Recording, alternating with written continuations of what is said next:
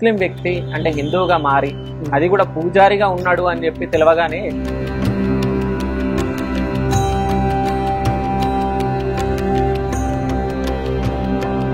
హిందూగా ఉన్నప్పుడు బాగుందా, ముస్లింగా ఉన్నప్పుడు బాగుందా? నాకు ఇదే బాగుంది. సో అదెందుకు బాగాలేదు? ఏమో సార్, నాకు నచ్చలే. నచ్చలేదా? ఎందుకు నచ్చలేదు? నువ్వు ఒక ముస్లిం అయి ఉండి మా హిందువుల గుడిని ఎట్లా కట్టిస్తావు విమర్శించినారు సార్ నన్ను. వారు తురుకోడు, వారు ఎట్లా కట్టిస్తావు నువ్వు గుడి? నువ్వు కట్టినప్పుడు నేను చూసినప్పుడు ఫోన్ చెప్పాను. నేను గుడి కట్టేటప్పుడు ఒక ముస్లిం అతను వస్తే నేను ఎనికిపోయి దాపెట్టుకుంటాను.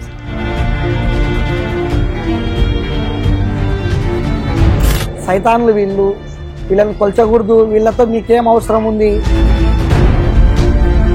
భయం అనిపిస్తుందా మీకు? ఏం లేదు, ఇప్పుడు ఏం భయం లేదు. నాకేం భయం? అమ్మవారు ఉంది, 1000 కళ్ళు ఆమెకి, ఒక కన్ను కాదు 1000 కళ్ళు ఆమెకి. గ్రామం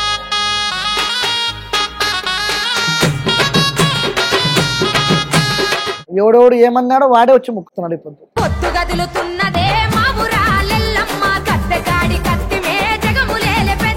ఒకరు ఫుట్పాత్ రోడ్డు మీద ఉండే అమ్మవారు, చిన్న విగ్రహాలు అమ్మవారు. ఓకే, ఏమో చిన్న ఇట్లా ముక్కొని పోయినాను. ఏమో అమ్మవారు ఇంకా బుద్ధి పుట్టించింది నాకు. కలలోకి దేవత వచ్చి ఏం చెప్పింది? ఏం లేదు, గుడి కట్టు అని చెప్పింది.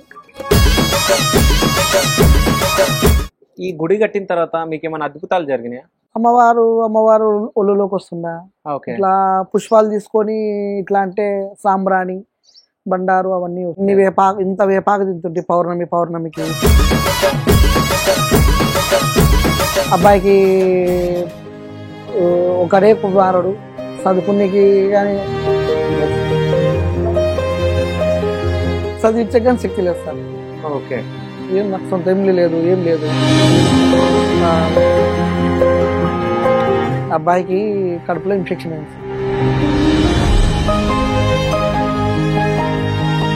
ఇక్కడ పూజ చేస్తుంటాను, హోటల్లో పోయి పని చేస్తాను. హోటల్లో కూడా పని చేస్తాను. హోటల్లో ఏం చేస్తారు? హోటల్లో కుక్కింగ్ సార్. నేను కుకింగ్. డైలీ 500 ఇస్తారు. అక్కడ ఆయనకి 3 లక్షలు బాకీ ఉన్నా, ఆయన 300 పట్టుకుంటారు, నాకు 200 ఇస్తారు.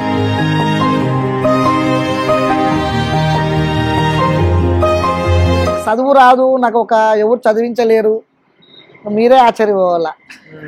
అదే నిజంగా మీరు శ్లోకాలు కూడా చెప్తున్నారంటే గ్రేట్ కదా. ఓం శ్రీ మహాగణాధిపతి నమః, సర్వమంగళ మాంగళ్యే శివే సర్వాధారకే. ఇప్పుడు అయోధ్య ఉంది, అయోధ్య మాదంటే మాదని చెప్పి ముస్లింలు మాదని హిందువులు మాది అని చెప్పేసి ఇట్లా గొడవలు పడ్డారు. సో ఆ అయోధ్య నిజానికి ఎవరిది? హిందువులదా ముస్లింలదా? హిందువులదేనా? హిందువులదే కదా. ఎట్లా? అయితే మీరు పెళ్లి కాకముందుకు మీ దగ్గర కొన్ని శక్తులు ఉన్నాయి సార్. ఓకే, సో హిందువులు కరెక్ట్ అంటారా లేకుంటే ముస్లింలు కరెక్ట్? అన్నిటికన్నా సనాతన ధర్మమే ఎక్కువ.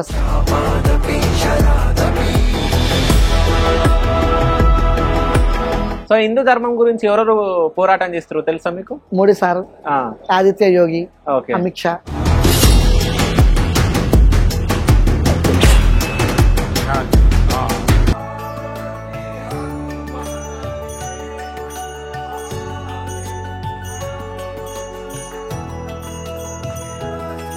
సో హిందూ ధర్మమే గొప్ప, దాన్ని మించినది ఏ ధర్మము లేదు. ఓకే, నేను ఒక ముస్లిం అయి ఉండి వేరే వాళ్ళు ఎవరైనా ఏమన్నా అనుకోని నాకు ఈ రోజు వచ్చి కొట్టినా, రాత్రికి వచ్చి కొట్టినా బాధ లేదు, తిట్టినా బాధ లేదు, ఫోన్లు చేసి తిట్టినా బాధ లేదు. అట్లాగే మీరు బ్యాంక్ డీటెయిల్స్ కానీ మీ అకౌంట్ నంబర్స్ కానీ ఇవ్వండి, మా డిస్క్రిప్షన్లో పెడతాం. సో సబ్స్క్రైబర్స్ ఎవరైనా చూసిన వాళ్ళు, మన ఫాలోవర్స్, మన వ్యూవర్స్ ఉన్నారు, వాళ్ళు చూసి మీకు ఎంతో అంత డొనేట్ చేయడానికి ప్రయత్నిస్తారు.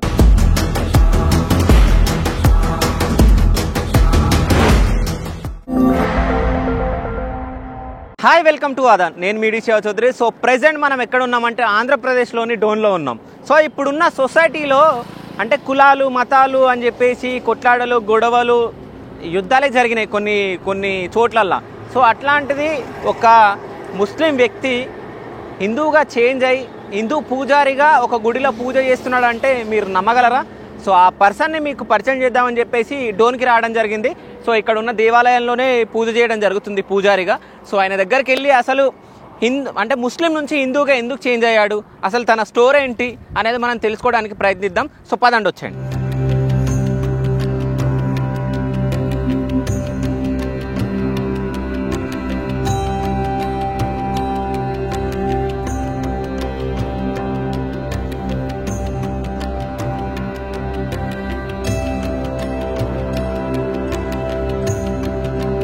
సో నమస్కారం అందరికీ. సో ప్రెసెంట్ మనం టెంపుల్లోనే ఉన్నాం. సో నమస్తే గురువు గారు. నమస్కారం. ఎలా ఉన్నారు? భ్యో నమః. ఓం గణనాదం త్వా గణపతి కుంభవామహే కవిం కవీరాహం జ్యేష్ఠనాదం బ్రహ్మణాస్య. ఓం శ్రీ మహాగణాధిపతియే నమః. సర్వమంగళ మాంగళ్యే శివే సర్వాధారకే శరణ్యే త్రయంబకే గౌరీ నారాయణీ నమోస్తుతే. ఓం శ్రీ మాత్రే నమః. నమస్కారం. బాగున్నారా? బాగున్నాం స్వామి. సో అంటే మీ గురించి నేను తెలియగానే మిమ్మల్ని మీతో మాట్లాడాలి, అసలు మీ ఇంటర్వ్యూ చెయ్యాలి అంటే ఇప్పుడున్న సమాజంలో ఎట్లున్నారంటే కులాలు మతాలు అని చెప్పి చాలా మంది గొడవలు పడ్డం సో చాలా జరుగుతున్నాయి, మనం చూస్తూ ఉన్నాం. సో అట్లాంటిది ఒక ముస్లిం వ్యక్తి అంటే హిందువుగా మారి అది కూడా పూజారిగా ఉన్నాడు అని చెప్పి తెలియగానే సో మనం పక్కా ఈయనను మనము జనాలకు మనం పరిచయం చేయాలని చెప్పేసి మేము హైదరాబాద్ నుంచి ఇక్కడ వరకు రావడం జరిగింది.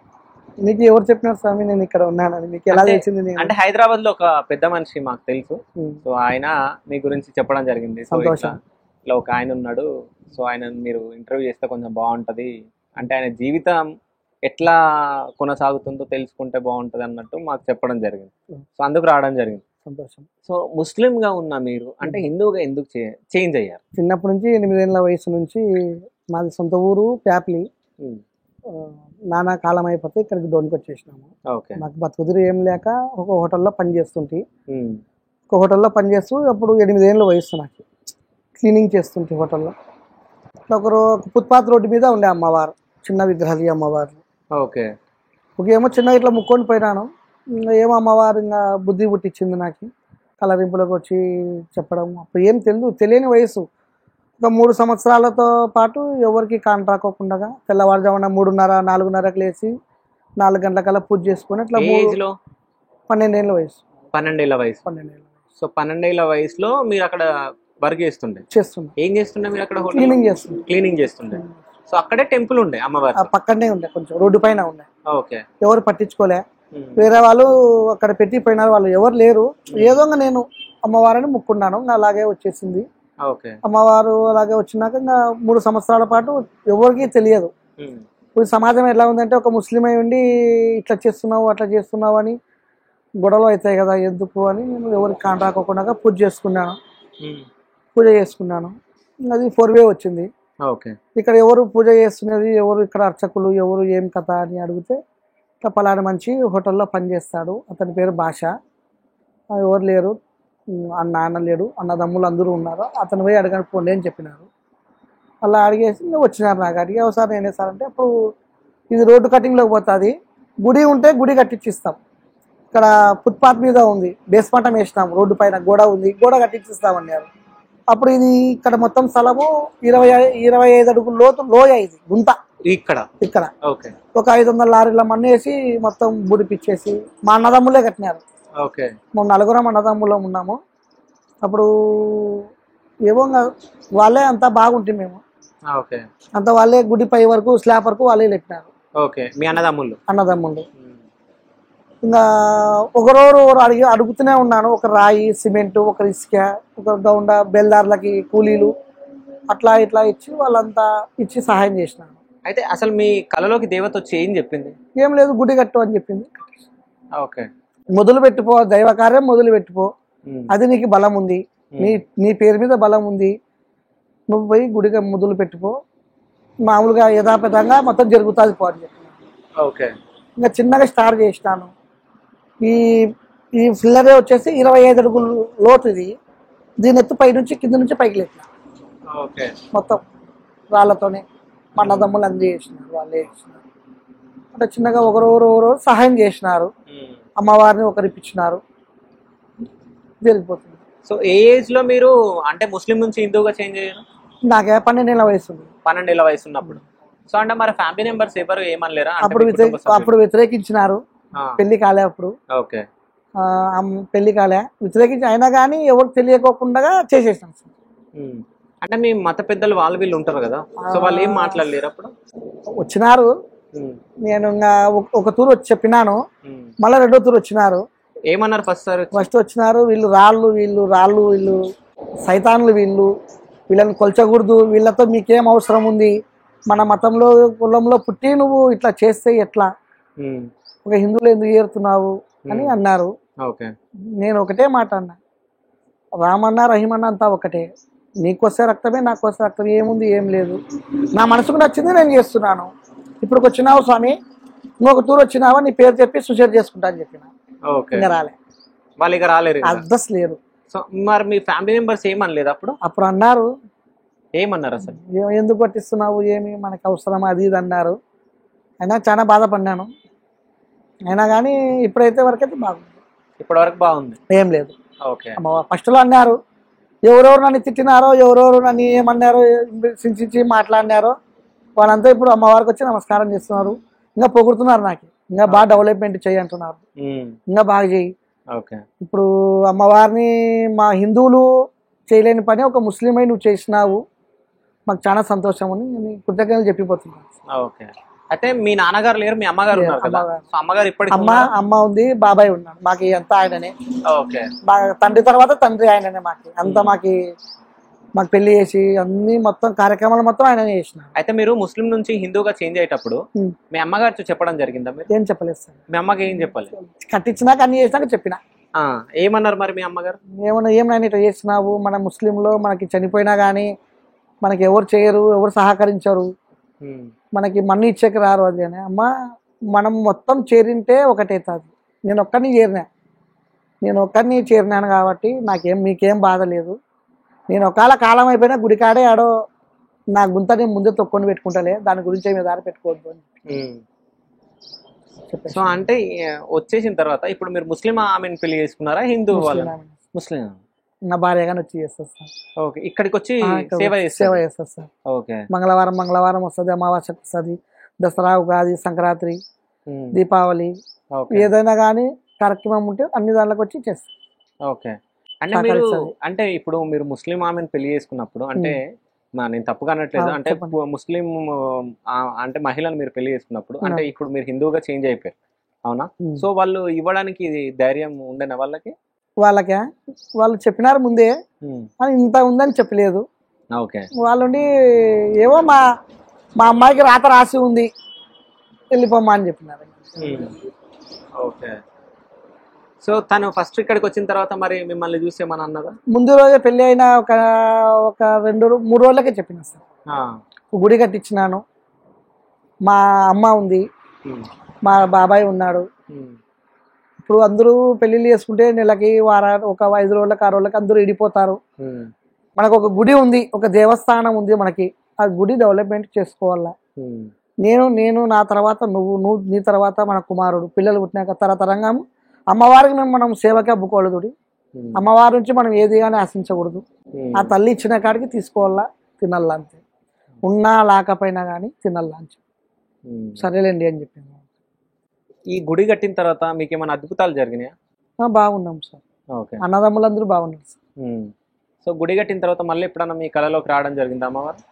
పెళ్లి కాకముందుకు బాగుండేది సార్. ఓకే, పెళ్లి అయినాక ఇప్పుడు ఏమో సూచనలు చూపిస్తుంది అమ్మవారు. అంటే పెళ్లి కాకముందుకు ఎట్లా ఉండే? అమ్మవారు ఒళ్ళులోకి వస్తుందా, ఇట్లా పుష్పాలు తీసుకొని ఇట్లా అంటే సాంబ్రాణి, బండారు అవన్నీ వస్తున్నాయి సార్. మీరు ఇట్లా చేస్తే వస్తుంది అమ్మవారు. ఇంత వేపాకు తింటుంటే పౌర్ణమికి వేపాకు, మళ్ళీ నిమ్మకాయలు తింటుంటే, ఎవరైనా జాతర చేస్తే నాకు తెలియని ఊహలోనే పోతుంటే నేను. ఓకే, బండి మీద పోతుంటా కదా, బండి కింద వదిలేసి అట్లా పోతుంటే నిత్యం కడవ పెట్టుకొని ఆట ఆడుతుంటే. అంటే మీరు ఇప్పుడు మీ చేతిలో పుష్పం ఉంటే దాన్ని మీరు సాంబ్రాణి వస్తుంది అప్పుడు పెళ్లి కానప్పుడు. ఓకే, వస్తుండే మీకు? మరి ఇప్పుడు ఎందుకు రావట్లే? అంటే అది బ్రహ్మచర్యం ఉన్నప్పుడు బాగుంటుంది సార్, వివాహం చేసుకుంటే రావు, శక్తులన్నీ పోతాయి. ఓకే, ఎంతమంది పిల్లలు మీకు? ఒక అబ్బాయి సార్. ఒక అబ్బాయా? సో ఏం చదువుకున్నారు మీరు? ఏం లేదు సార్. ఏం చదువుకోలేదు? ఏం లేదు, 0 ఏలు ముద్ర. ఓకే, అసలు ఏం చదవలే? ఏం లేదు. 1వ తరగతి 2వ తరగతి? 7 ఏళ్ల వయసులోనే నాన్న చనిపోయింది సార్. 1 సంవత్సరానికి ఊరు వదిలిపెట్టి వచ్చినాము. 8 ఏళ్ల వయసులో నుంచి చిన్నగా పని చేస్తున్నాను హోటల్లో. ఓకే, ఇంకా దాని తర్వాత ఇంకా 12 ఏళ్ళకి ఇంకా అమ్మవారు. కాదు, ఇంతకు ముందు మీరు శ్లోకం చెప్పడం జరిగింది, ఎవరు నేర్పిలేదు సార్, మీరే నేర్చుకున్నారా? నేనే నేర్చుకున్నాను. సో ఇప్పుడు పూజ చేసేటప్పుడు మంత్రాలు చదువుతారు? మంత్రాలు చదువుతారు సార్. ఏమేమి మంత్రాలు చదువుతారు ఒకసారి? గణపతి శ్లోకం. ఒకసారి. ఓం శ్రీ గురుభ్యో నమః. హరి ఓం. గణనాదం త్వా గణపతిం భవామహే కవిం కవీరాహం జయశ్రనాదం భ్రమణాదస్య. ఓం శ్రీ మహాగణాధిపతియే నమః. సో ఇంకా అమ్మవారికి సంబంధించినది. ఓం శ్రీ మాత్రే నమః. ఓం సర్వమంగళ మాంగళ్యే శివే సర్వాధాదకే శరణ్యే త్రయంబకే గౌరీ నారాయణి నమోస్తు. నమ పార్వతిపతియే. హర హర మహాదేవ. సో ఇప్పుడైతే మీకు చాలా మంచిగా ఉంది. కష్టాలు ఉన్నాయి సార్. కష్టాలు ఉన్నాయి. సో ఏమున్నాయి మీకు కష్టం? అప్పు ఉంది సార్ కొంచెం. అబ్బాయికి ఒకడే కుమారుడు, చదువుకునేకి కానీ చదివించే కానీ శక్తి లేదు సార్. ఓకే. ఏం నాకు సొంత ఇల్లు లేదు, ఏం లేదు. అబ్బాయికి కడుపులో ఇన్ఫెక్షన్ అయింది సార్. ఓకే. ఏమైంది? ఏమో పేగుకి బొడ్డు చుట్టూ లోపల అన్ని చిన్న చిన్న గుల్లలు అయినాయి. ఓకే. ట్రీట్మెంట్ చేసుకునే కానీ డబ్బులు లేవు. ఓకే. అట్లే పోరాడుతున్నాను సార్. కడుపు నొప్పి కడుపు నొప్పి కడుపు నొప్పి అంటున్నారు, ఎవరు సహకరించడం. ఓకే. సో ఇప్పుడు మీరు ప్రెసెంట్ ఇక్కడే పూజారిగా మీరు చేస్తున్నారు?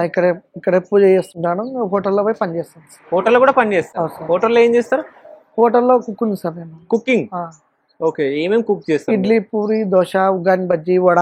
ఓకే. సాంబారు. అక్కడ 500 ఇస్తారు సార్ నెలకి?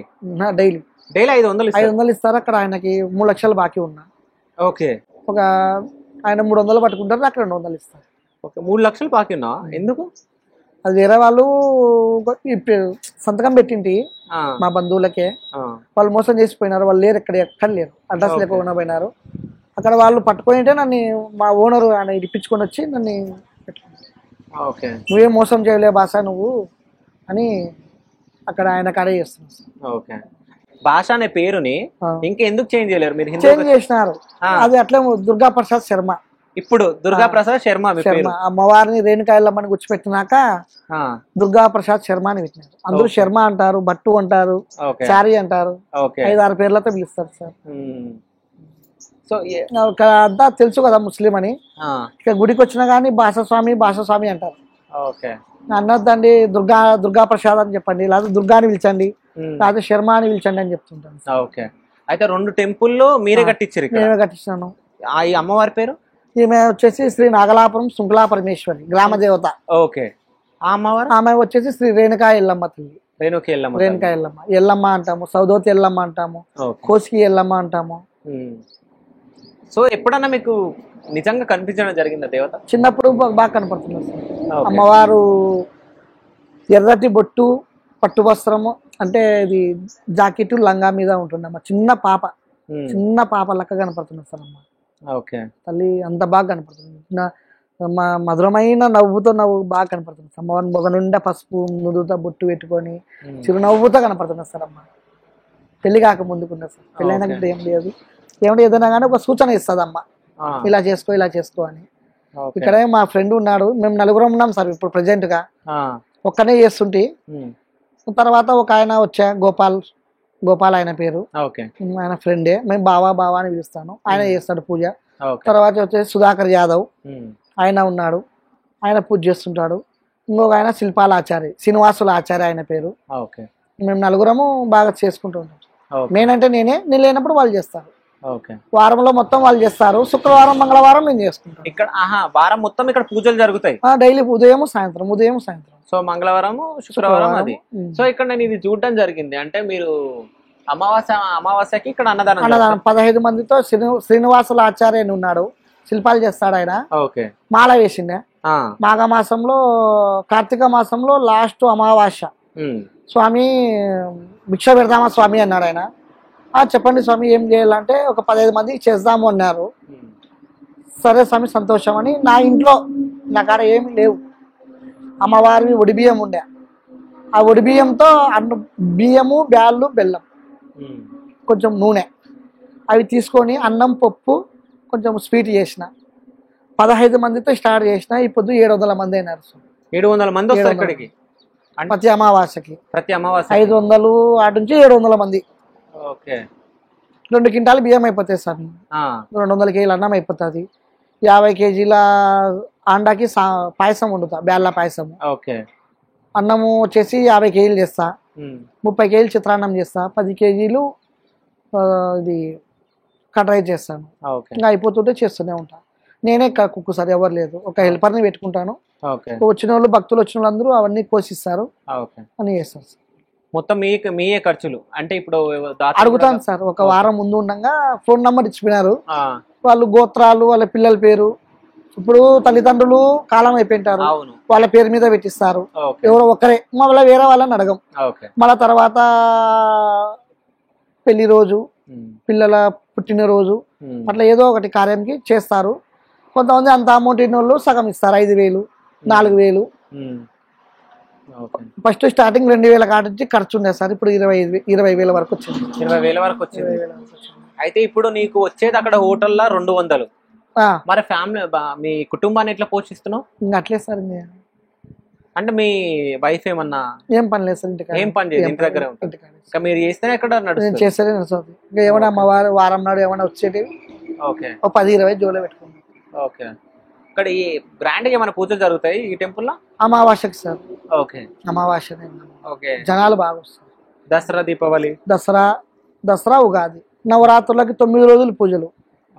9 రోజులు 9 రకాల చీరలు వస్తాయి అమ్మవారికి. ప్రతిరోజు అభిషేకం తెల్లవారుజామునే. ఒక్కొక్క రోజు ఒక్కొక్క అలంకారం చేస్తాం, ఒక్క నైవేద్యం పెట్టేస్తాం. అయితే ముస్లింలు, హిందువులు చాలా మంది గొడవలు పడతారు, అవునా? మీరు చూసే ఉంటారు చిన్నప్పటి నుంచి. నేనంటే మీకన్నా చాలా చిన్నప్పుడు చాలా భయం ఉండేది సార్. చెప్పాలనుకుంటే నేను గుడి కట్టేటప్పుడు ఒక ముస్లిం అతను వస్తే కన్నా నేను ఎనికిపోయి దాపెట్టుకుంటుంటే సార్. బొట్టు దులిపేసుకోవడము, ఈ వస్త్రం తీసేయడము, అంటే మత పెద్దలు వస్తుంటారు, మామూలుగా తిరుగుతూ ఉంటారు కదా, అదొక భయం అన్నమాట మనకి. ఇప్పుడు ఏం భయం లేదు సార్. అంటే భయం ఎందుకు? అప్పుడు ఏం చేస్తుండే అని? అంటే ఏమంటారో వీళ్ళు. ఇప్పుడు సౌదీ అరేబియాలో నరుకుతారు కదా, అట్లా మాయ మాటలు చెప్పి తీసుకుపోయి ఏమైనా చేస్తారేమో భయంతో, తెలియని వయసు, ఆ భయంతో మేము వెనుకపోయి దాపెట్టుకుంటుంటే. ఈ గుడి కట్టేటప్పుడు కానీ కట్టేటప్పుడు ఇంకా అమ్మవారిని కూర్చోబెట్టినాక ధైర్యం వచ్చింది. మీరు ఖురాన్ చదివారా? లేదు సార్. భగవద్గీత చదువు లేదు కదా సార్. చదువు లేదు. చదువు ఉంటే కింద అన్ని శ్లోకాలు అని చదివి మీరు అడగక ముందుకే 100 శ్లోకాలు కానీ చెప్తుంటే ఈ 2 శ్లోకాలు వస్తాయి. నాకు చదువు రాదు, నాకు ఎవరు చదివించలేరు, మీరే ఆశ్చర్యపోవాల. అదే నిజంగా మీరు శ్లోకాలు కూడా చెప్తున్నారంటే గ్రేట్ కదా. మాకు ఒక గురువు ఉన్నాడు, ఒక ఆయన నరసింహస్వామి, నరసింహరాజు, రాజు స్వామి అంటాం మేము. ఆయన బాగా మాకు ఏదైనా కానీ స్వామి నూనె లేదు అంటే ఏదైనా కానీ ఎంత ధైర్యమైనా కానీ చేస్తాడు ఆయన. మనకి మహాన్ బాబుడు ఆయన. తర్వాత మాకి ఇంకో 2వ గురువు, నేను ఎలా బతకాలా, ఎలా ఉండాలా అని, ఆయన పేరు కొండా సురేష్ సార్. ఇక్కడ ఏరియాలో ఉంటారు, అయ్యప్ప స్వామి గుడి కాడ, పార్క్ కాడ వాళ్ళ ఇల్లు. చాలా మంచోడు సార్. ఆయనకి చాలా మంచోడు. ఆయన కానీ కొంత అమౌంట్ ఇవ్వాలా. పాప ఏమన్నాడు, ఎక్కడున్నా కానీ డబ్బులు ఎక్కడికి పోవు భాష, నువ్వు బాగా బతుకు, అమ్మవారిని బాగా చూసుకుంటాడు ఆయన. కొండా సురేష్ సార్ అని చాలా మంచోడు, మహాన్ బాబు. చేతికి నమస్కారం చేసుకోవచ్చు. పెద్ద ఆయన. హిందూగా ఉన్నప్పుడు బాగుందా, ముస్లిం గా ఉన్నప్పుడు బాగుంది? నాకు ఇదే బాగుంది సార్. ఇప్పుడే బాగుంది. సో అదెందుకు బాగాలేదు? ఏమో సార్, ముస్లిం గా ఉన్నప్పుడు ఏమో సార్ నాకు నచ్చలేదా? ఎందుకు నచ్చలేదు? అది ఏమో నాకు ఇంకా అమ్మవారు బుద్ధి పుట్టేసింది సార్. ఎవరైనా ఏమన్నా అనుకోని, అమ్మవారే నాకు సర్వం, అంతా అమ్మనే. అయితే ఇప్పుడు మీ ముస్లిం దాంట్లలో, అంటే ముస్లింలలో చిన్నప్పుడు మీ దగ్గర కొన్ని పద్ధతులు ఉన్నాయి. అవును, ఆ పద్ధతులు అన్ని అయిపోయినాక మీరు తెలియక చేపించుకున్నారు సార్. అప్పుడు గుడి కట్టి తెలిసిగిన సన్యాసం తీసుకుని కానీ బయటకు వచ్చేస్తుంటే అని అవన్నీ అయినాక తెలిసింది. అంటే ఎప్పుడో అమ్మవారి ఆ తల్లి మహిమ ఏ జన్మలోనో కొంచెం ఏదో ఒక రవ్వంత అమ్మకి నాకే అనుబంధం ఉంది, సేవ చేసుకోవాలని. ఆయన బ్రహ్మయ్య స్వామి అక్కడ ఇక్కడ హిందువులలో పుట్టి కూడా ముస్లింలలో పుట్టి ఇక సమాజానికి నువ్వు ఒక ఉపయోగపడతావు, ఇంకా 10 మంది నిన్ను చూసి నేర్చుకుంటారు, సమాజం బాగుపడుతుంది ఓనైనా అని ఇక్కడ పంపించేస్తాను. అయితే ఇంకోటి ఏంటంటే, ఇప్పుడు మీరు ముస్లిం అయినా హిందూగా చేంజ్ అయినా ఇప్పుడు హిందూ పూజారులు ఉంటారు, వాళ్ళకు కూడా మీ మీద కోపం ఉంటది. ఫస్ట్ లో ఉన్నాయి, ఇప్పుడు లేదు సార్. ఇప్పుడు వాళ్ళే పొగుడతారు. ఓకే. వాళ్ళే బ్రాహ్మణ్స్ వస్తుంటారు కదా, మాకు తెలిసిన వాళ్ళు ఉన్నారు. మాకు హరిస్వామి ఉన్నాడు, ఆయన ఏదైనా కానీ మేము అడగాలనుకుంటే ఆయన కాడికి పోతూ ఉంటాము ఫస్ట్ లో. ఇప్పుడు కానీ ఏదైనా అడగాలనుకుంటే పోతుంటాం, ఏమైనా కార్యక్రమం చేయాలన్నా. జాతకాలు చెప్తాడు కదా ఆయన. నువ్వు పన్నిస్వామి ఉన్నాడు, ఆయన మహానుభావుడు. అయితే ఇక్కడ మీరు పని వర్క్ చేయించేటప్పుడు ఏమైనా ఇబ్బందులు కలిగినాయా? చాలా కలిగినాయి. ఏమేమైంది? రాళ్ళు దొంగలించుకోవడము, సిమెంట్ ఎత్తుకపోవడము, గోడలు కట్టినట్టు పడగొట్టడము. అంటే ఎవరు అవన్నీ చేసింది? అది ఎవరు అనేది తెలియదు. అంటే ఒక చెప్తే మళ్ళా బాగుండదు. చెప్పండి. మన హిందువులే సార్, ఎవరేం లేదు. హిందువులే. ఓకే. ఎందుకు మరి ఎట్లా? కట్టియకూడదు, నువ్వు కట్టియకూడదు. నువ్వు ఒక ముస్లిం అయి ఉండి మా హిందువుల గుడిని ఎట్లా కట్టిస్తావు విమర్శించినారు సార్ నన్ను చాలా మంది. వాడు తురుకోడు, వాడు ఎట్లా కట్టిస్తావు నువ్వు గుడి? నువ్వు కట్టినప్పుడు నేను చూసినప్పుడు ఫోన్ చెప్పాను. ఎవడెవడు ఏమన్నాడో వాడే వచ్చి మొక్కుతున్నాడు. ఇప్పుడు ఎవడెవడు ఏమన్నాడో, ఎవడెవడు తిట్టినాడో వాడే వచ్చి ప్రతి అమావాస్యకు వచ్చి అన్నం తింటున్నాడు. ఏమేమి అన్నాడో, ఎవడు రాళ్ళు దెంకపోయినాడో, ఎవరు ఎత్తకపోయినాడో, ఎవరు గోడల వాళ్ళకి కొట్టినాడో వచ్చి మంగళవారం నాడు వచ్చి అమ్మవారికి కాయ సమర్పించిపోతున్నాడు. ఏముంది సార్? ఆమె శిక్ష చేస్తారు సార్. ఆమె చిన్న తప్పు చేసినా ఆమె శిక్ష చేస్తారు సార్. అయితే మీరు పెళ్లి కాకముందుకు మీ దగ్గర కొన్ని శక్తులు ఉన్నాయి సార్. 3 సంవత్సరాలు నేను పూజ చేయడం అంటే గ్రేట్. ఒక్క మనిషి చూడలేదు సార్. ఇప్పుడు జనరేషన్ లో ఎలా ఉంది అంటే 4 గంటలకి 3:30కి లేచి నడిచేటోళ్ళు ఉన్నారు. వాకింగ్ అవి ఇవి చాయ్ తాగనీకి పోసేటోళ్ళు ఉన్నారు. అప్పుడు నాకు 3:30 నుంచి ఒక గంట టైం పడుతున్నాడు. ఒక వెహికల్ కానీ, ఒక పక్షి కానీ, ఒక మనిషి కానీ, ఎవరే కానీ రానిలే అమ్మవారు. వాళ్ళు వచ్చినా నేను కనపడుతుండే. ఏం చేస్తుండే మీరు అంత మార్నింగ్? అమ్మవారికి అభిషేకం చేసి, పసుపు నీళ్ళతో అభిషేకం చేసి, అలంకరణ చేసి, అమ్మవారికి కాయ సమర్పించి, హారతి ఇచ్చి, కొంచెం జపం చేసుకొని వస్తుంటాం. సో అమ్మవారికి మొత్తం అలంకరణ మీరే చేస్తారు? మొత్తం నేనే సార్. అభిషేకము, అలంకరణ మొత్తం నేనే సార్, ఎవరు లేదు. అంటే ఎప్పుడన్నా మీరు ఏమన్నా తప్పు చేస్తే మళ్ళీ అది మీకు రివర్స్ కొడతారు సార్. ఎప్పుడన్నా కొట్టింది అట్లా? మాంసాహారం తిన్నప్పుడు. ఓకే. ముస్లిం కదా, ఇంట్లో చేస్తూ ఉంటారు. తిని మెట్టెక్కించినప్పుడు కింద పడడము, దెబ్బలు తగిలడము. అంటే అమ్మవారికి మాంసం ఎక్కుతుంది కదా, అంటే మేము తినకూడదు కదా. ఓకే. అంటే పూజారులు తినొద్దంటారా? తినరు, రాత్రి తినాలా. రాత్రి తింటాము. ఓకే. మేము ఏం చేసినామంటే ఇంకా పగులు తిని ఎప్పుడైనా మేము మాంసం తిని మెట్టెక్కకూడదు. ఓకే. మర్చిపోయి ఎక్కినా కింద పడినా, దెబ్బలు తగిలినాయి, జ్వరాలు రావడము. ఓకే. కాదు, రేణుకెళ్ళమ్మకి మాంసం పడుతుంది కదా? ఆమె బాపనోళ్ళు ఆమె కదా సార్. అంటే ఎట్లా నాకు అర్థం కాలేదు. ఆమె గ్రామదేవత ఎల్లమ్మ తల్లికి మాంసాహారం లేదు సార్. మనం తెలియక మనం చేస్తున్నాం అంతే. అంటే మేకలు అవి కోస్తారు కదా? కోస్తారు కానీ అసలు అంటే యాక్చువల్గా అంటే ఆమెకి మాంసాహారమే లేదు. ఆమెకి ఇష్టమైన భోజనం ఏంది? భక్ష్యము, చిత్రాన్నం, అవి 2 తప్ప ఏది లేదు. ఓకే. సో అంటే నాకు తెలిసి దేవతలకి బలిహారనే లేదు. ఓకే. ఒక గుమ్మడికాయ నరుకుతాం మేము, ప్రతి నెల 6 గుమ్మడికాయలు నరుకుతాం. ప్రతి నెల 6 గుమ్మడికాయలు నరుకుతాం. ఎవరైనా చేసుకుపోయేటోళ్ళు ఉంటారో మేము వద్దనం, మీ కర్మ పో అని చెప్పండి, మనసులో అనుకుంటాం అంతే. మేము ఇప్పుడు మీరు ఇవి చదువుకోలేరు కదా, తెలుసు. అమ్మవారే నేర్పించుకున్నాను. ఓకే. అమ్మవారే నేర్పించుకుంది అంతే. అంతే కదా సార్. నాకు చదువు లేదు, పేపర్ చదవాను, ఏమి లేదు. ఏదైనా కానీ సెల్లులో ఏదైనా వచ్చిందంటే వేరే వాళ్ళతో చదివించుకుంటా, ఏంది నాయన ఇదైనా. ఓకే. సో ఇప్పుడు హిందువులు కొంతమంది పూజలు చేస్తారు కదా, ఏమైనా తప్పులు ఉన్నాయి అందులో? ఏం లేదు, కొంత చేసేటోళ్ళు చేస్తుంటారు. ఓకే. అందరూ చేస్తారని మనం ఎవరి ఇప్పుడు పూజారి సత్యం, అమ్మవారి స్వామికి ఎరక అంటారు. అది ఎవరు చేస్తే వాళ్ళ కర్మ. అది తప్పులు చేసి పూజలు చేస్తే కర్మ. ఓకే. సో హిందువులు కరెక్ట్ అంటారా లేకుంటే ముస్లింలు కరెక్ట్? అన్నిటికన్నా సనాతన ధర్మమే ఎక్కువ సార్. ఓకే. సనాతన ధర్మం. సనాతన ధర్మం అంటే చదువుకోలేదు సార్. హిందూ సాంప్రదాయం. హిందూ సాంప్రదాయం అంతే, దానికి మించినది లేదు. ఓకే. ఒక పండగ వచ్చిందంటే ఇండ్ల ముందు ముగ్గులు, తోరణాలు అవన్నీ.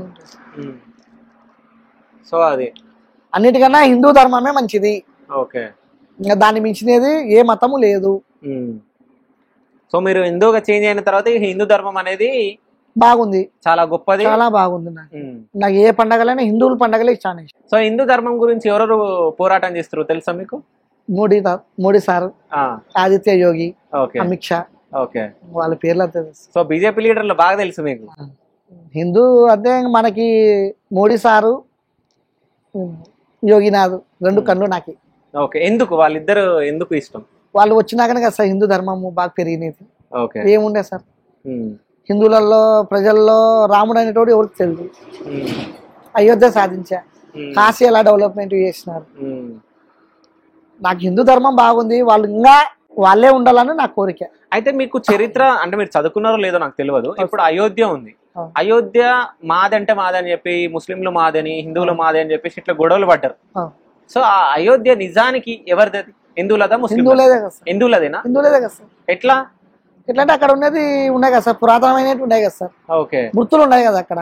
గుర్తులు లేకపోతే అంత లేని, గుర్తు ఉంటేనే కదా వాళ్ళు వదిలిపెట్టినది. గుర్తు లేకపోతే వదిలిపెడతారా వాళ్ళు? ఓకే. కొంచెం అంటే కొంచెం అంటారు, ఎక్కువ అంటారు. సో హిందూ ధర్మమే గొప్ప, దాన్ని మించినది ఏ ధర్మము లేదు. ఓకే. నేను ఒక ముస్లిం అయి ఉండి వేరే వాళ్ళు ఎవరైనా ఏమన్నా అనుకోని, నాకు ఈ రోజు వచ్చి కొట్టినా, రాత్రికి వచ్చి కొట్టినా బాధ లేదు, తిట్టినా బాధ లేదు, ఫోన్లు చేసి తిట్టినా బాధ లేదు. ఓకే. తిడతారా అట్లా మిమ్మల్ని? ఇది చూసి ఏమన్నా చెప్పలేము. ఓకే. అంటే మీరు చెప్పాలనుకుంది చెప్పండి అంతే సార్. ఓకేనా? వస్తుంటాయి, ఫోన్లు వస్తుంటాయి. సరే పోనైనా నీదే నాది నాదే. భయం అనిపిస్తుందా మీకు? ఏం లేదు, ఇప్పుడు ఏం భయం లేదు. నాకేం భయం? అమ్మవారు ఉంది, 1000 కళ్ళు ఆమెకి, ఒక కన్ను కాదు 1000 కళ్ళు ఆమెకి. గ్రామ దేవత 1000 కళ్ళు. ఏదైనా కానీ అమ్మవారు గ్రామంలోకి రావాలంటే గ్రామ దేవతకు అనుమతి తీసుకొని ఎవరైనా కానీ రావాలా, లేదంటే ఎవరినైతే రానియదు ఆమె. శ్రీ మహాకృష్ణునైనా అంతే, విష్ణునైనా అంతే, శివునైనా అంతే. గ్రామ దేవత నేను వస్తున్నాను తల్లి నీ గ్రామానికంటే రానైనా అంటే ఆమె పిలిస్తేనే వాళ్ళు రావాలా, లేదంటే లేదు. మేము వచ్చినామా? అమ్మా అంతే కదా. ఇప్పుడు ఎవరికి తెలియదు కదా, నేను ఎవరో మీకు తెలియదు. నేను కీర్తి సోకా కావాలని అనలేదు. ప్రపంచం మొత్తం నేను ఒక ముస్లిం అయి ఉండి ప్రపంచం మొత్తం తెలియనని నాకు ఏం లేదు. నేనేమి ఎవరికి తెలియకూడదు, నా పని నేను చేసుకుంటా. అమ్మవారు సేవ చేసుకోవాలా. ఇది 10 జన్మలు ఘోర తపస్సు చేసినా కానీ అమ్మవారు సేవ చేసుకోవడం అవకాశం రాదు ఒక ముస్లిం అయి ఉండి. కోట్లు లక్షల కోట్లు సంపాదించుకున్న వాళ్ళు ఉన్నా కానీ ఇక్కడ నిలబడాల్సిందే. నాకేమి లేదు. అమ్మవారి గడప దాడతా, అమ్మవారికి ముట్టుకుంటా, అమ్మవారికి అభిషేకం చేస్తా, అలంకారం చేస్తా, మంగళహారతి ఇస్తా. అంతకన్నా అదృష్టం ఏం కదా సార్? చెప్పండి. అంతే కదా. వాళ్ళు లక్షల కోట్లు సంపాదించుకున్నా ఒకటి, వాళ్ళు నా ముందు తల ఉంచుకోవాల్సిందే కదా పూజారి ముందర. వాళ్ళు గొప్పనా, నేను గొప్పనా? అమ్మవారు గొప్పనా? అందుకనా అమ్మవారి గర్భగుడిలోకి పోవడం గొప్పనాది. అదే అనుకున్నాను. నాకేం లేవు. ఈ పొద్దు పనికి పోతే తినాలా, లేకపోతే లేదు. ఏంది జీవనాధారం అయితే ఏం లేదు. పని చేసి వచ్చినా సార్, మీ ఇంటి కోసం వచ్చినా, లేకపోతే రాత్రి 8-9 అవుతుంది. ఓకే. సో మేమే వచ్చి కొంచెము ఫోన్లు చేసి పిలవడం జరిగింది. సో అక్కడ ఆయన పనులు మానుకొని రావడం జరిగింది. మీరు రావడమే పెద్ద గొప్ప సార్. మాకు గొప్ప ఏం లేదు, అమ్మవారు పిలుస్తే మేము వచ్చినాం. మీరు ఇంతకు ముందుకు అన్నారు కదా, సో అట్లా అయి ఉంటది. సో ఇక్కడ ఇంకేమేమి చేయాలనుకుంటున్నారు మీరు? ఇక్కడ వచ్చేసారు మా గుడి బాగా డెవలప్మెంట్ కావాలా, నిత్యం అన్నదానం జరగాలని మా కోరిక. ఓకే. ఒక డైలీ ఒక 50 మంది కన్నా భోజనాలు పెట్టాలని మా కోరిక. ఇక్కడ ముందర వాన వచ్చిందంటే, వర్షం పడిందంటే మొత్తం లీకేజ్ అవుతాయి, నీళ్ళన్నీ వాటర్ మొత్తం వచ్చేస్తాయి. ముందర మండపం మేపిల్లా. ఒక 35 లక్షల దాకా 40 లక్షల దాకా శివాలయం అవుతుంది. అక్కడ పక్కన శివాలయం కట్టాలని కోరిక సార్. అంతే ఏం లేదు. శ్రీ ఉజ్జయిని మహాకాళేశ్వర శివాలయం సార్. ఓకే. So 3 temples. ఇది మొత్తం ప్లేస్ మీదేనా? అమ్మవారిది సార్, మాది కాదు, అమ్మవారిది. అదే అమ్మవారిది. ఇది మొత్తం అంటే ఓన్లీ 3 టెంపుల్ పెట్టాలనుకుంటున్నారా? ఇంకేమన్నా? ఏం లేదు సార్. శివాలయం కట్టినాక సుబ్రహ్మణ్య స్వామి ఉంటాడు, వినాయక స్వామి ఉంటాడు, సుబ్రహ్మణ్య స్వామి ఉంటాడు, దత్తాత్రేయ స్వామి ఉంటాడు, నవగ్రహాలు ఉంటాయి. ఓకే. అన్ని ఉంటాయి. సో వీటన్నిటికి ఎంత ఖర్చు అవుతాయి? దీనికి మొత్తం ప్రతిష్టతో మొత్తం కలిపి 45 లక్షలు అవుతుంది సార్. 45 లక్షలు అంటే శివాలయంతో పాటు? శివాలయం గుడి, ఇక్కడ ముందర మండపము. ఓకే. మొత్తం. సో కట్టాలని మీరు అనుకుంటున్నారు అంటే దాతలు ఇచ్చినా ఇవ్వకున్నా ఏదో ఒక రోజు మీరు అయితే కట్టిస్తుంది. ఆమెనే కట్టిస్తే ఎవరికొరకు బుద్ధి పుట్టిస్తుంది. ఇప్పుడు మీరు రాలే అట్లా ఎవరికి వస్తారు. ఓకే. సో మేము కూడా ఇంత దూరం వచ్చినాం కాబట్టి మా సాయం కూడా ఉండాలి కాబట్టి మేము కూడా చేయాలనే అడుగుతున్నాం సార్. అదే మేము సాయం చేస్తాం. అట్లాగే మన వ్యూవర్స్ కూడా, సబ్స్క్రైబర్స్ కూడా పక్క మీకు హెల్ప్ చేస్తారు. సో అంటే ఒక ముస్లిం ఒక హిందూగా చేంజ్ అయ్యి, అంటే హిందూ సాంప్రదాయం, హిందువులందరూ కూడా చాలా మంది అంటే చాలా మంది హిందువులు ఇప్పుడు పూజలు పునస్కారాలు అవన్నీ చేయకుండా, సో చాలా అంటే మొత్తం ఇప్పుడు మత మార్పిడి ఎక్కువైపోయింది. ఏం చేస్తాము? పొద్దున్న లేస్తే ఇప్పుడు పూజ చేసుకోవాలంటే 5 గంటలకు లేయాలా, తల స్నానం చేయాలా, దేవుడికి పూజ చేయాలా. అదైతే ఏం లేదు కదా, ఆదివారం ఒక్కటే కదా. పూజలు పునస్కారాలు అవసరం లేదు. ఇంట్లో కసువు కొడతారో లేదు. ఇదైతే హిందువులలో అయితే 5 గంటలకి లేయాలా, కసువు కొట్టాలా, బండలు దుడసాలా, దేవుళ్ళు పటాలు కడగాల, పూజలు చేయాలా, పునస్కారాలు చేయాలా. ఇది పని ఎక్కువ, అది పని లేదు. అదే బద్ధకం అంతే, ఏం లేదు. సో ఇప్పుడున్న హిందువులు చాలా మంది ఏం చేస్తున్నారంటే వెస్టర్న్ కల్చర్ కి అలవాటు పడిపోయి అసలు పూజలు అవి ఏం చేయట్లేదు. సో వాళ్ళు ఒకసారి ఆలోచించండి. ఒకవేళ ఈ ఇంటర్వ్యూ చూస్తే ఒక ముస్లిం వ్యక్తి హిందూ సాంప్రదాయం గురించి ఎంత గొప్పగా చెప్తున్నాడో ఒక్కసారి ఆలోచించండి. సో హిందువులందరూ మత మార్పిడి అది ఇది అని చెప్పేసి చేయకుండా అసలు హిందుత్వం అంటే ఏందో తెలుసుకోవడానికి అయితే ప్రయత్నించండి. సో మీకు 45 లక్షలు అవుతుంది అని అంటున్నారు. సో మా ఆదంతరు కూడా ఏదో ఒక కొంచెం సహాయం చేస్తాం. అట్లాగే మీరు బ్యాంక్ డీటెయిల్స్ కానీ మీ అకౌంట్ నంబర్స్ కానీ ఇవ్వండి, మా డిస్క్రిప్షన్ లో పెడతాం. సో సబ్స్క్రైబర్స్ ఎవరైనా చూసిన వాళ్ళు, మన ఫాలోవర్స్, మన వ్యూవర్స్ ఉన్నారు, వాళ్ళు చూసి మీకు ఎంతో అంత డొనేట్ చేయడానికి ప్రయత్నిస్తారు. ఫోన్ పే నంబర్ వచ్చేసి 8309115749. నేను డిస్క్రిప్షన్ లో కూడా పెడతా, మీరు నాకు పంపొచ్చు. సో అంటే హిందువుల గురించి అంటే హిందూ సాంప్రదాయం గురించి ఒక ముస్లిం అయినా మీరు చిన్నప్పటి నుంచి నేర్చుకొని ఇంత బాగా చెప్పడం కానీ, చదువు రాకుండా మీరు శ్లోకాలు నేర్చుకొని చెప్పడం కానీ నాకు మంచిగా అనిపించింది. అంటే నాకు ఇప్పుడు ఏమనిపించింది అంటే నిజంగా హిందువులే చాలా మంది హిందుత్వం గురించి అసలు ఎవరికి చాలా మందికి తెలియదు నిజం చెప్పాలంటే. అంటే మిమ్మల్ని ఎగ్జాంపుల్ గా తీసుకొని అన్న చాలా మంది మళ్ళీ హిందూ సాంప్రదాయాన్ని పాటించాలని చెప్పేసి నా మనస్ఫూర్తిగా కోరుకుంటూ అట్లాగే మీకు హెల్ప్ చేయమని చెప్పి కోరుదాం. సో ఇంతకుముందు మనం మాట్లాడినట్టు బ్యాంక్ డీటెయిల్స్ అవి మీకు డిస్క్రిప్షన్లో పెట్టడం జరుగుతుంది. సో ఎవరైనా మీరు దాతలు ఎవరైనా హెల్ప్ చేయాలంటే హెల్ప్ చేయొచ్చు. అంటే పక్కన శివాలయం కూడా కట్టాలని చెప్పేసి ఆయన ప్రయత్నిస్తున్నారు. సో ఉజ్జయిని మహాకాళి మహాకాళేశ్వరం శివాలయం పేరు. ఓకే, ఉజ్జయిని మహాకాళి మహాకాళేశ్వరం. సో శివాలయం టెంపుల్ పెట్టాలని చెప్పేసి పూజారి గారు అనుకుంటున్నారు. సో ఆయన అనుకున్నది నెరవేర్చాలి అని చెప్పేసి మనం అనుకుంటున్నాం. సో ఆయన అంటే ఎట్లా చేస్తారు అన్నప్పుడు కూడా దేవత ఉంది కదా, అమ్మవారి చేపిస్తారు, అంటే అమ్మవారు ఉన్నారు కదా, అమ్మవారి చేపిస్తారు అని చెప్పేసి చెప్పడం జరిగింది. సో మన సహాయం కూడా ఎంతో అంత ఉండాలి. సో మీరు ఎవరైనా డొనేట్ చేయాలనుకుంటే డిస్క్రిప్షన్లో నంబర్ ఉంటుంది.